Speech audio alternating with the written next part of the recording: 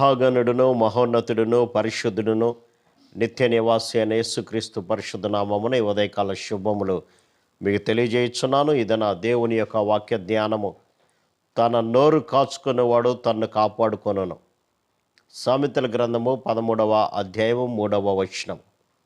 అవును ప్రియులారా, ఎవరైతే తమ యొక్క నోటిని కాపాడుకుంటారో వారు తమ యొక్క జీవితాన్ని కాపాడుకుంటారు అని దేవుని యొక్క వాక్యం సెలవిస్తుంది. ఎందుకంటే జీవ మరణములు నాలుక యొక్క వశము అని అంది.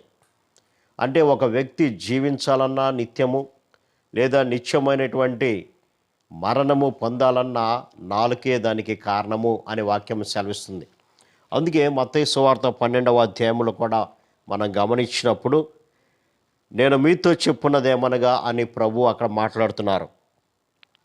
మనుషులు పలికేటువంటి వ్యర్థమైనటువంటి ప్రతి మాటను గురించి విమర్శ దినమున లెక్క అప్పజెప్పవలసి ఉన్నది. నీ మాటలను బట్టి నీవు నీతిమంతుడు అని తీర్పు నొందుతావు, నీ మాటలను బట్టి అపరాధి అని తీర్పు నొందుతావు. అవును ప్రియులారా, యేసుక్రీస్తు ప్రభువారు రెండవ రాకడలో ఆయన న్యాయాధిపతిగా రాబోతున్నారు భూమి మీదకి. ఆ వచ్చినటువంటి సమయంలో ప్రతి మనిషిని కూడా విమర్శ చేసేటప్పుడు వారు మాట్లాడినటువంటి ప్రతి మాటను బట్టి ఆయన తీర్పు తీర్చబోతున్నారు ప్రియులారా. అందుకని ఇక్కడ అంటారు, నీ మాటను బట్టే నీవు నీతిమంతుడు అని తీర్పు తీర్చబడతావు, లేదా నీ మాటను బట్టే నీవు అపరాధి అని తీర్చబడతావు. మనం ఈ లోకంలో జీవించేటప్పుడు ఉదయం లేచిన దగ్గర నుంచి రాత్రి వరకు కూడా అనేకమైనటువంటి మాటలు మాట్లాడుతూనే ఉంటాం. ఆ మాటలు ఎలాంటివో నీవు పరిశీలన చేసుకో అని అంటారు ప్రభు. ఆ మాటలను బట్టి నీవు తీర్పులోనికి రాబోచున్నావు. ఒకవేళ నీ నోరు గనక కుటిలమైన అబద్ధమైనటువంటి చెడ్డ మాటలు పలుకుతూ ఉంటే నీవు అపరాధి అని తీర్చబడతావు. లేదా ఇతరులకు మేలు కలిగించేటువంటి మాటలు, ఇతరులకి ఆదరణ కలిగించేటువంటి, ఇతరులకు నెమ్మదిని కలిగించేటువంటి మాటలు కనుక నీవు మాట్లాడినట్లయితే నీవు నిత్యమైనటువంటి జీవితాల్లోనికి నువ్వు వెళ్తావు అని దేవుని యొక్క వాక్యం సెలవిస్తుంది. అందుకే భక్తుడు అంటాడు, నా నాలుకతో పాపము చేయకుండానట్లు నా మార్గములను జాగ్రత్తగా చూసుకుందును అంటాడు. భక్తిహీనులు నా ఎదుట ఉన్నప్పుడు నా నోటికి చిక్కము ఉంచుకుంటాను. అవును, భక్తిహీనులు, దేవుని యొక్క భయము ఏమాత్రము లేనటువంటి వారు ఈ లోకంలో తమకిష్టమైనటువంటి చెడు మాటలు మాట్లాడుతూ, అబద్ధమైనటువంటి మోసకరమైనటువంటి మాటలు మాట్లాడుతూ ఇతరులను మోసం చేసేటువంటి స్థితిలో ఉంటారు.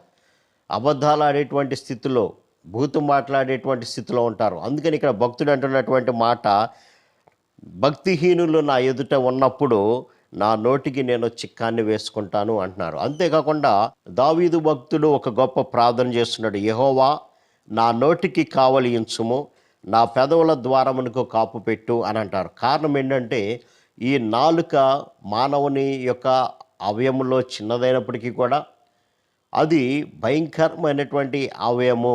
ఎంత చిన్న నిప్పు పెద్ద అడవిని తగలబెడుతుందో అలాగ నాలుక కూడా తన యొక్క కుటిలమైనటువంటి మాటల చేత మానవుని యొక్క సమస్త శరీరానికి కూడా మాలిన్యాన్ని తెచ్చిపెడుతుంది అని వాక్యం సెలవిస్తుంది.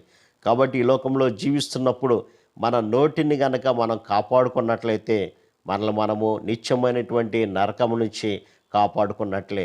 ఒకవేళ మన నోరు గనక కాపాడుకోకుండా ఇష్టమొచ్చినట్లుగా మాట్లాడుతున్నట్లయితే మనము అపరాధమని తీర్చబడతాము, నిత్యమైనటువంటి నరకములోనికి వెళ్తాం ప్రియులారా. అందుకనే ప్రభు ఇక్కడ హెచ్చరిక చేస్తున్నాడు, తన నోరును కాపాడుకున్నటువంటి వాడు తన్ను తాను కాపాడుకొనును.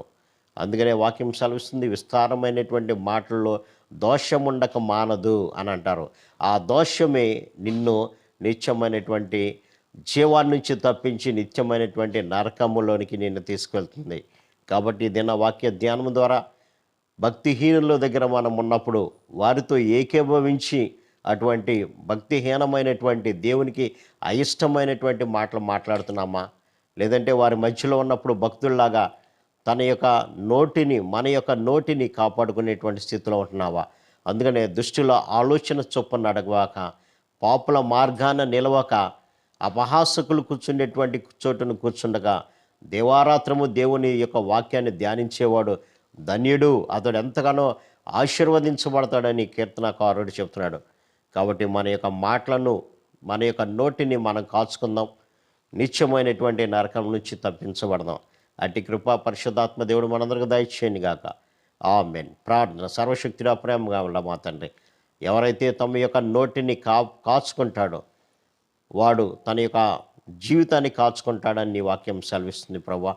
కాబట్టి మేము వ్యర్థమైనటువంటి మాటలు మాట్లాడే వాళ్ళతో, భక్తిహీనులతో ఏకీభవించి చెడు మాటలు పలకుండా సహాయం దయచేయమని యేసు నామమున అడిగి వేడుకొంచున్నాం తండ్రి. ఆమేన్.